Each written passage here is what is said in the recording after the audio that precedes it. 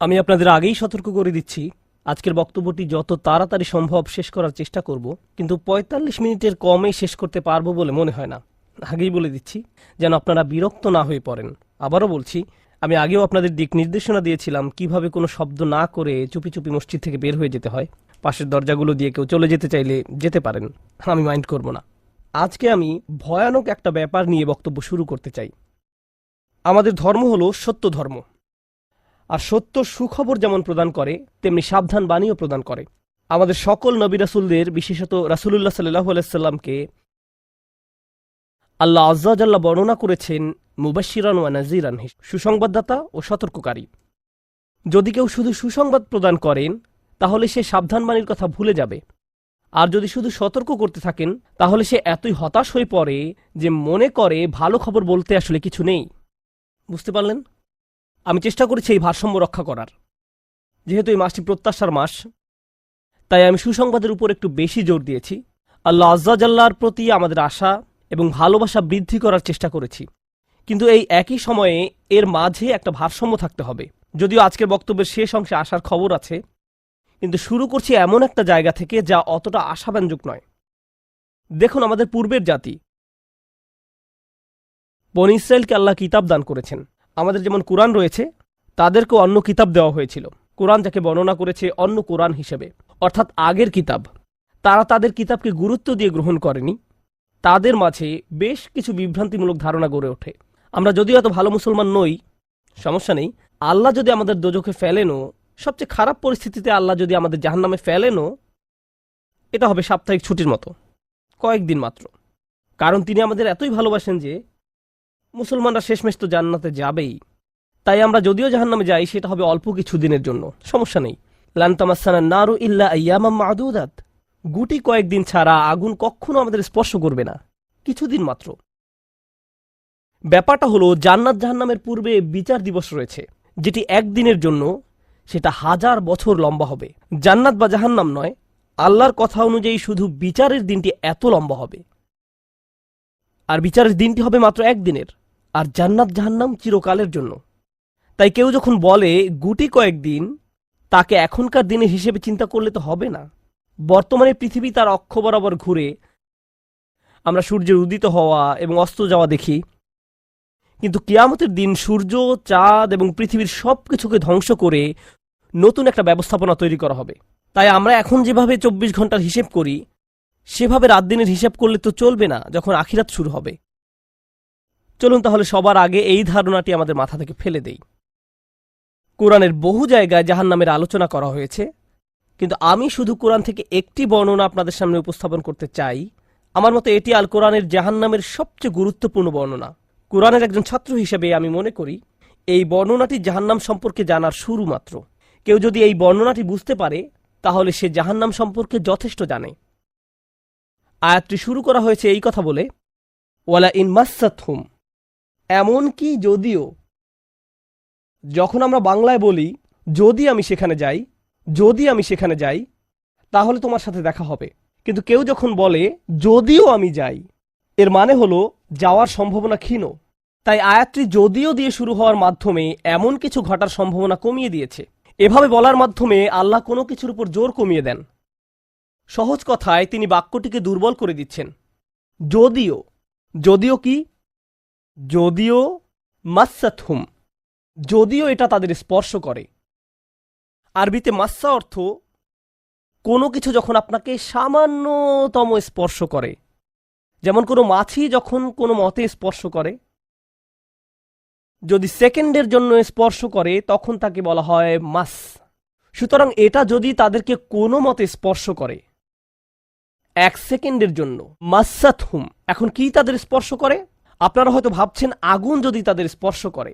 আল্লাহ বলছেন নাফহাতুন, একটা হালকা বাতাস যদি তাদের স্পর্শ করে।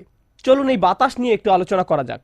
আরবিতে নাফহাতুন বলতে বোঝায় দরজা বন্ধ করলে যখন সামান্য একটু বাতাস এসে পড়ে, পর্দা নড়ে ওঠে, অথবা কেউ জানালা বন্ধ করলে যেভাবে হালকা বাতাসে পর্দা নড়ে ওঠে। এই বাতাসের যা বাহির থেকে ভেতরে আসে বা ভেতর থেকে বাহিরে যায়, দুই ধরনের আছে। একটি হলো লাফহা, লাম যোগে, আরেকটি হলো নাফহা। লাম যোগে লাফহা মানে বাতাসটি গরম, আর নুন যোগে নাফহা মানে বাতাসটি ঠান্ডা। আল্লাহ বলছেন এমনকি যদি ঠান্ডা বাতাস তাদেরকে স্পর্শ করে, যদি ঠান্ডা বাতাস তাদেরকে স্পর্শ করে তোমার প্রতিপালকের শাস্তি থেকে। তিনি এই আয়াতে জাহান্নাম কাউকে স্পর্শ করার কথা বলছেন না, তিনি এই আয়াতে আগুন কাউকে স্পর্শ করার কথা বলছেন না, তিনি এমনকি গরম বাতাস কাউকে স্পর্শ করার কথাও বলছেন না, তিনি আগুনের ঠান্ডা অংশের কথা বলছেন। আর এটা আপনাকে চিরকালের জন্য স্পর্শ করছে না। প্রসঙ্গত আমরা ফিজিক্সে পদার্থের 3টি অবস্থার কথা শিখেছি, সলিড, লিকুইড এবং গ্যাস। সলিড বা কঠিন কিছু যদি স্পর্শ করে আমরা তা অনুভব করতে পারি। এই মুহূর্তে গ্যাস আমাদেরকে স্পর্শ করছে, বাতাস এখন আমাদেরকে স্পর্শ করছে, আমরা এটা অনুভব করি না। আর এই আয়াতে আল্লাহ বর্ণনা করছেন কি তাদের স্পর্শ করছে? বাতাস তাদেরকে স্পর্শ করছে। কোন ধরনের বাতাস? অপেক্ষাকৃত গরম বাতাস নাকি ঠান্ডা বাতাস? ঠান্ডা বাতাস। ঠান্ডা বাতাস কোন রকম তাদেরকে স্পর্শ করছে। এই আয়াতের সবচেয়ে উল্লেখযোগ্য বিষয় হলো, আমি একটু আগে নাফহা এবং লাফহার কথা বলছিলাম। অন্য কথায় তারা এখনো জাহান্নামে প্রবেশ করে আসক্ত হয়ে পড়েছে। তারা এর দিকে নেতিবাচকতায় এমন আসক্ত যে কাউকে জাহান্নামের অপেক্ষাকৃত ঠান্ডা বাতাস এসে কোনোমতে তাদেরকে স্পর্শ করবে, কোনো কিছুরই পরিবর্তন হবে না। তার কাজে ভালো কিছু দেখার পরিবর্তে আমরা বলি, আরে ভাই এটা কোনো লাভ হবে না, হায় সবচেয়ে কঠিনতম শাস্তি আমাদের জন্য শুরু হয়ে গেছে, অমুক সমস্যাগুলোর তো কোনো সমাধান হয়নি। আমরা সব সময় আমাদের সাথে নেগেটিভ ক্লাবে যোগ দাও। তারা সাথে সাথে তাদের সব অপরাধ স্বীকার করে। অর্থাৎ কাউকে কারণে এই আয়াতটি আমি আমাদের কেমন যেন একটা গাজালা করলাম। প্রথমত এই আয়াতে আল্লাহ জাহান্নামের কেন আমরা তাকে আবার নেগেটিভ জগতে ফিরিয়ে আনছি না? আল্লাহ সকল বিশ্বাসীকে জাহান্নামের আগুন থেকে কখনো কখনো এই মনোভাব আল্লাহ এখানে মানুষদের মাঝে দেখা যায় জাহান্নামের আগুনের কাছে গেলে এবং ক্ষণিকের জন্য এর বাতাসে যখন একজন পিতা সব সময় নেতিবাচক চিন্তা করে, একজন মানুষ চিন্তা করা যখন মা সব সময় নেগেটিভ চিন্তা ভয়ঙ্কর কোনো শাস্তি হতে পারে। কিভাবে সেই পরিবারে আল্লাহ দোজখের আগুন সম্পর্কে বলছেন, ইন্নাহা সাআত সব সময় উদ্যোগ করতে দেখে, সব সময় আপনাকে দুঃখ ভারাক্রান্ত দেখে, আপনার বাচ্চারা যদি আপনাকে কখনো কোনো কিছুর জন্য কৃতজ্ঞ হতে না দেখে, বেশি যে কোনো সময়ের জন্য কার কাছ থেকে তারা কৃতজ্ঞতা শিখবে? এক সেকেন্ডের অনেক মুসলিম আমার কাছে আসে, আমি তো খারাপ, যারা নিজেদের ধার্মিক মুসলিম হিসেবে পরিচয় প্রদান করে, আমি এখান থেকে মুক্তি পাবো। আমি আপনার এই ধরনের চিন্তাকে কখনো, আমি আসলে কখনো এই ভূমিকা দেওয়ার পর আমি তখন জিজ্ঞেস করলাম, কেন আপনি নিজেকে ধার্মিক যখন সমগ্র মানব জাতি একত্রিত হবে, নিজেকে জানে না কোথায় যাবে, সমাজের অংশ মনে জানে না কোন দিকে ফিরবে। এই ঘটনা আসলে রাসূলুল্লাহ সাল্লাল্লাহু আলাইহি ওয়াসাল্লামের একটি হাদিসে উল্লেখ করা হয়েছে। সব সময় জ্ঞানের প্রতি মুসলমানদের আগ্রহ ছিল, সব সময় তাদের সব সময়। তো একবার কিছু মানুষ বিখ্যাত সাহাবী আনাস ইবনে মালিক রাদিয়াল্লাহু তাআলা, যে মানুষদের কাছে স্বর্গীয় ব্যাপার রয়েছে, কারণ মানুষ লোকমুখে এই খবর পেয়েছিল যে আনাস এই আয়াতে প্রজ্ঞা বলতে, আর এটি অনেক বড় একটি হাদিস, বুখারী শরীফে বর্ণিত আছে। ইকমার সারমর্ম হলো, এই ঘটনা ঘটে রাসূলুল্লাহ সাল্লাল্লাহু আলাইহি ওয়াসাল্লামের ইন্তেকালের পরে। তিনি বলেন, হাদাসানা যে নিয়মিত আল্লাহর দ্বীন সম্পর্কে জ্ঞান লাভ করতে থাকে, এখন আনাস রাদিয়াল্লাহু তাআলা এমন দুর্দশাগ্রস্ত লাগে, তিনি বলেন রাসূলুল্লাহ সাল্লাল্লাহু আলাইহি ওয়াসাল্লাম আমাদের বলেছেন, ইযা কানা ইয়াউমুল কিয়ামাতি মা জান্নাতু বা'দুহুম ফি বা'দ, সবকিছুতেই আপনি ইতিবাচক দিকটি খুঁজে পাবেন। যখন বিচার দিবস শুরু হবে, যখন মানুষ ঢেউয়ের মতো একে অপরের উপর আশ্রয়, তখন আমরা নিজেদের এই বলে প্রবোধ দিব, সবাই একে অপরের, আমি এই মুহূর্তে কোন কোন বিষয়ে নতুন আদম পারি, তারা নিজের মধ্যে ভাবে আদম আলাইহিস সালামের দেখা পাবে। এখন আমার মুসা আলাইহিস সালামের আদম আলাইহিস সালামের দেখা পাবে। আমি আসলে সব সময় মুসা আলাইহিস সালামের এই ঘটনাটা ইসফা আলানা, তিনি নীলনদ পার হয়ে সমগ্র মানব জাতি আদম আলাইহিস সালামের কাছে ছুটে বনি ইসরাইলের হাজার হাজার মানুষ, আপনি কি দয়া করে আমাদের ঘর বাড়ি থেকে আল্লাহর সাথে কথা বলতে পারবেন? তার উপর তারা মরুভূমিতে বিচরণ করছেন, তাদের মাথার উপর কোনো ছাদ নেই। আপনি তো সেই ব্যক্তি যাকে আল্লাহ ফেরেশতাদের সিজদা দিয়ে সম্মানিত করেছেন। সবাই হয়তো কষ্টে কান্না করে, আপনাকেই তো পছন্দ করা হয়। আমরা এখন টেক্সাসে সবাই 100 ডিগ্রি ফারেনহাইট তাপমাত্রায় 20 মিনিট থাকতে পারি না। তাই দয়া করে আমাদের জন্য আল্লাহর সাথে বাসায় যেতে হবে, আমরা খুবই ভীত।